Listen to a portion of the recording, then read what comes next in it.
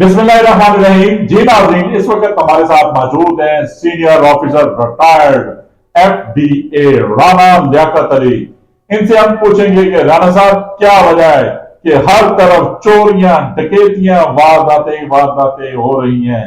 ना सिर्फ वारदातें हो रही हैं बल्कि बेरोजगारी का भी सैलाब आया हुआ है। ये वारदातें किस तरह थम सकती हैं? जी बिस्मिल्लाहिर्रहमानिर्रहीम।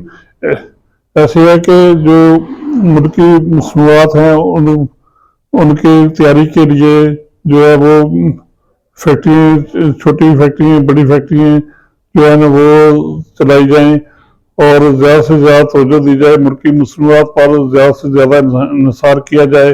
और जब मुल्की मसनूआत जो है ना वो होगी, फैक्ट्रियाँ हमारी चलेंगी, बेरोज़गारी जो कम होगी, गुंडागर्दी, बदमाशी, चोरियां, डकैतियां ऑटोमेटिकली सभी जो हैं वो कम होंगी।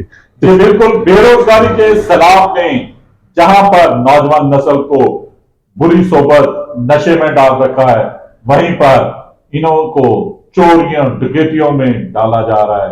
अगर काम कारोबार होगा, इंडस्ट्री चलेगी, मिलें, फैक्ट्रियां चलेगी, पावर लूम सेक्टर चलेगा, तो यकीनन हर शख्स खुशहाल होगा, काम कारोबार होगा। नहीं तो हर तरफ बेरोजगारी होगी। घंटा घर की चौखट हो या गली मोहल्ले में, हर तरफ मायूस चेहरे, कामकाज न मिलने के बायस परेशान ही दिखाई देंगे। कामकाज होगा तो हर तरफ खुशहाली होगी, हर चीज सस्ती होगी। कामकाज नहीं होगा तो हर तरफ परेशानियां होंगी।